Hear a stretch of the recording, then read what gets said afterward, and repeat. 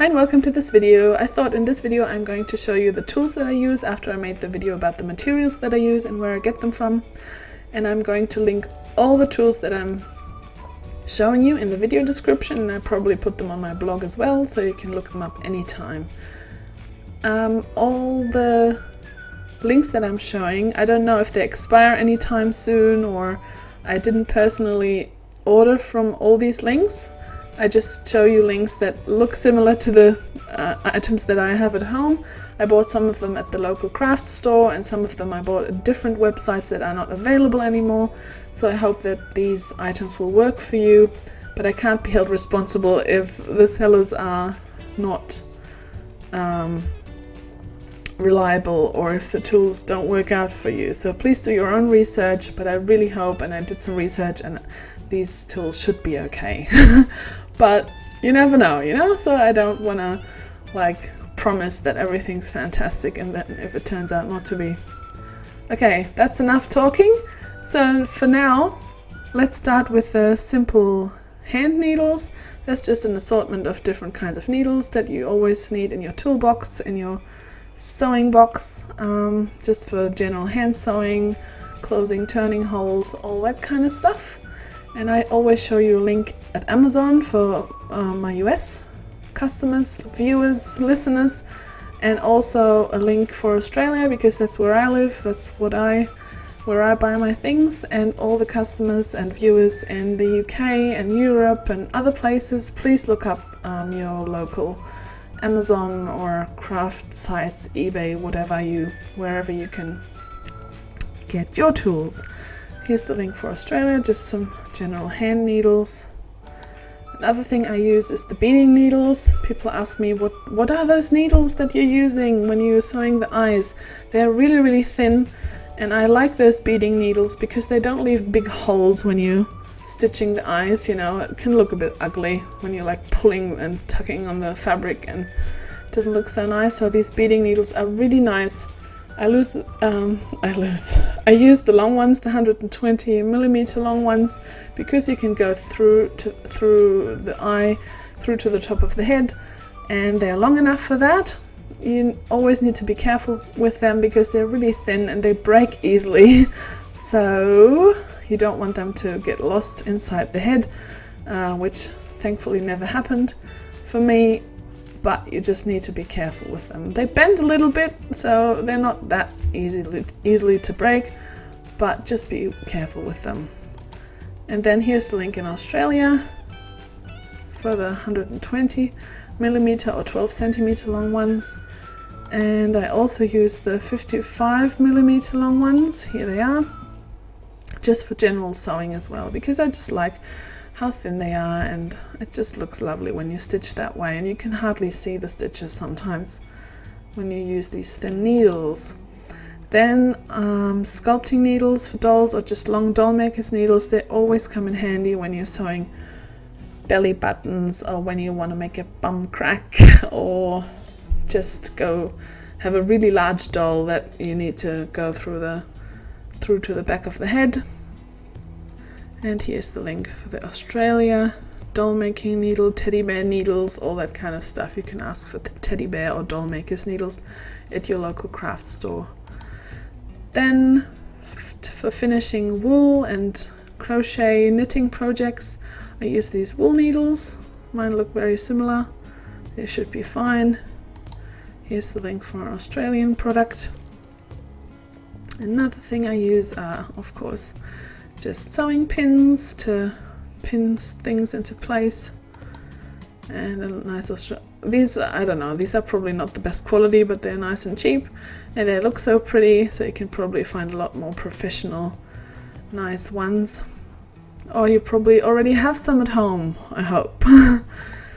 And then this was like a revolutionary thing when I found about Hemostats, which is actually a surgical tool that surgeons use to stitch up people.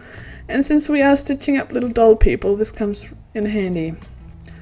Especially when a needle gets stuck somewhere and you just can't pull it out with your fingers because your fingers are slipping off the needle. And this hemostat, just with its little ridges, really grabs onto the needle, and you can pull pull it out properly. And no more frustration with stuck needles if you have this tool. Then to pull the elastic through casing, I'm using a bodkin, which is really handy. You just stick the elastic in there and just can pull it through the casing. You can also use a safety pin for that, but the bodkin is just longer, so you can get the job done a lot quicker. Here's the link for an Australian product. Well, it might not be an Australian product, but an Australian website that sells it. Then this is an amazing tool as well, the Dritz Quick Turn, the turning tool. So when you have fabric tubes that you want to turn inside out, this is really handy. So I'm probably going to make a little video tutorial about how to use that one. It changed my life. It just makes things so much easier, and I use it especially for the bag closures for my boho bag, and when I want to sew little ribbons and decorative things for doll dresses, etc.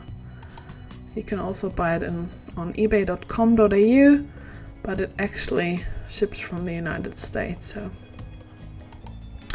then, of course, essential dressmaker shears or fabric scissors. Always need them. These look really good. I like the metal ones. They just have a more professional feel, I think, and they look a bit more vintagey, and I kind of trust them more than the ones with the plastic handles. I don't know why. I think they're easier to sharpen as well. I don't know.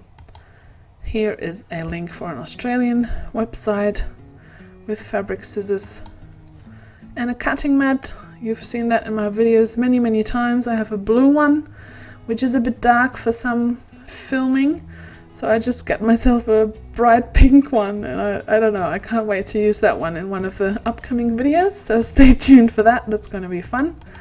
And here's an Australian website that sells it on ebay.com.au.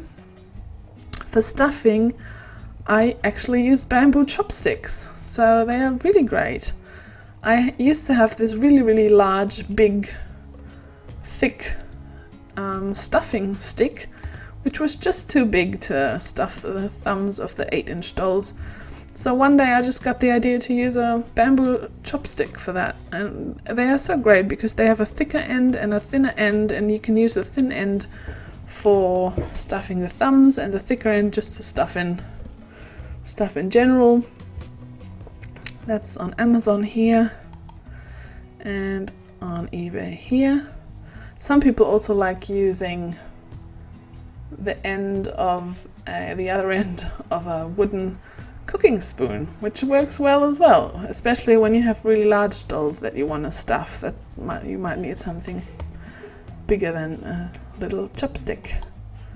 And the last thing I wanted to show you is an Irreversible Pin. I always use that for tracing the patterns onto the fabric, especially the doll limbs. Really essential. Love it. It disappears over time. You can't see anything anymore. No ugly lines anywhere on your beautiful doll body that you are making.